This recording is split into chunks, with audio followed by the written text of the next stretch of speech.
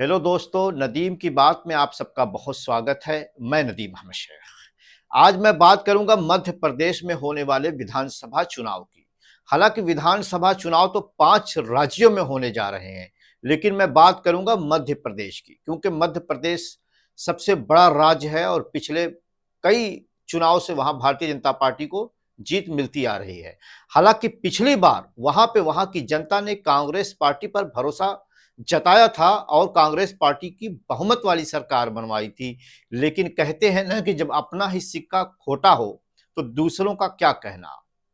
यानी कि कांग्रेस पार्टी के कद्दावर नेता ज्योतिरादित्य सिंधिया ने अपने समर्थकों के साथ कांग्रेस पार्टी छोड़कर भाजपा का साथ दे दिया और भाजपा में शामिल हो गए और वहां पर कमलनाथ की सरकार गिर गई और फिर से एक बार शिवराज सिंह चौहान वहां के मुख्यमंत्री बन गए। यानी कि भारतीय जनता पार्टी की सरकार बहुमत ना होते हुए भी फिर से बहुमत हासिल कर वहां सरकार बन गई और शिवराज सिंह चौहान एक बार फिर से वहां के मुख्यमंत्री बन गए। लेकिन दोस्तों, अब 5 साल पूरा हो गया। अब एक बार फिर से जनता की बारी है। जनता ने, आपको याद होगा कि पिछले विधानसभा चुनाव में अगर कांग्रेस पार्टी को बहुमत दिया था, लेकिन अंदर खाने अगर वहां पर सरकार को गिरा दिया गया, तो क्या कांग्रेस पार्टी पर एक बार फिर से वहां की जनता भरोसा करेगी या उसको लगेगा कि हम वोट कांग्रेस को दे लेकिन सरकार बीजेपी को ही बनेगी, तो क्यों ना भाजपा को ही वोट दे दिया जाए। लेकिन उसका एक पहलू यह भी है कि लोगों में गुस्सा हो सकता है। लोग ये सोच सकते हैं कि जब हमने कांग्रेस को वोट दिया तो सरकार भाजपा की क्यों।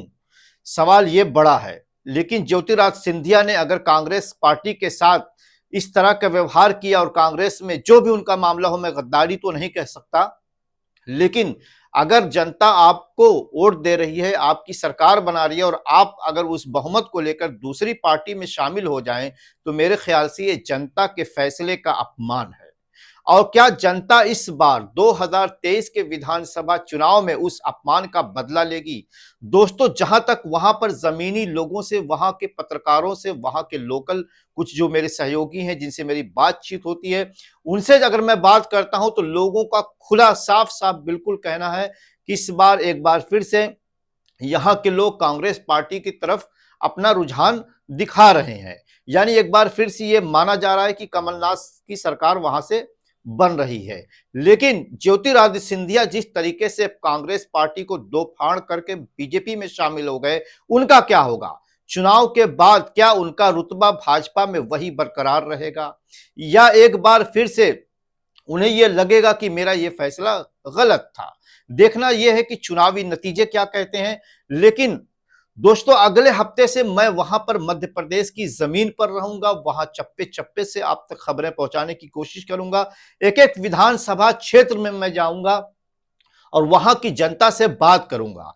लेकिन सबसे ज्यादा अहम जो सीटें हैं वो वही सीटें हैं जो जिन विधायकों को लेकर ज्योतिरादित्य सिंधिया भाजपा में चले गए थे। क्या एक बार वहां की जनता फिर उन विधायकों पर, अगर उनको बीजेपी टिकट देती है, तो क्या उन लोगों पर वहां की जनता भरोसा जताती है या एक बार फिर से वहां की जनता कांग्रेस पार्टी को चुनती है और वहां की जनता बदलाव करना चाहती है?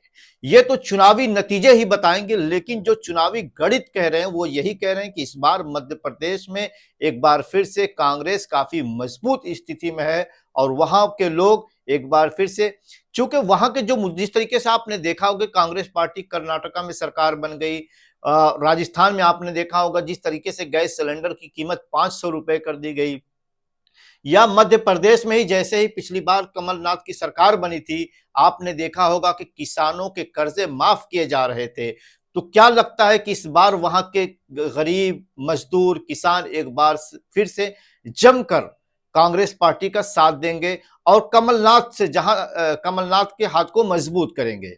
लेकिन शिवराज सिंह चौहान भी दावा कर रहे हैं कि मैं एक बार फिर से मुख्यमंत्री बनूंगा।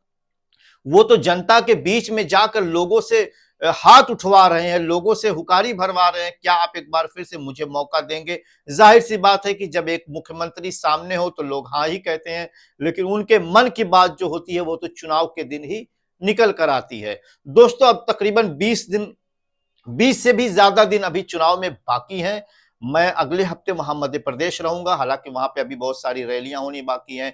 खुद प्रधानमंत्री वहां रैलियां करेंगे, गृह मंत्री अमित शाह वहां रैलियां करेंगे, और उसके बाद बहुत सारे माहौल में तब्दीली भी आती है। लेकिन राहुल और प्रियंका जिस तरीके से अपने लोगों से मिल रहे हैं, लोगों के बीच जा रहे हैं, उनकी बात कर रहे हैं, लग रहा है कि राहुल गांधी का भी कुछ जादू चलना शुरू हो गया भारत जोड़ो यात्रा के बाद से। देखेंगे, बताऊंगा मैं आपको जमीनी हकीकत चप्पे चप्पे की। बने रहे मेरे चैनल के साथ। धन्यवाद।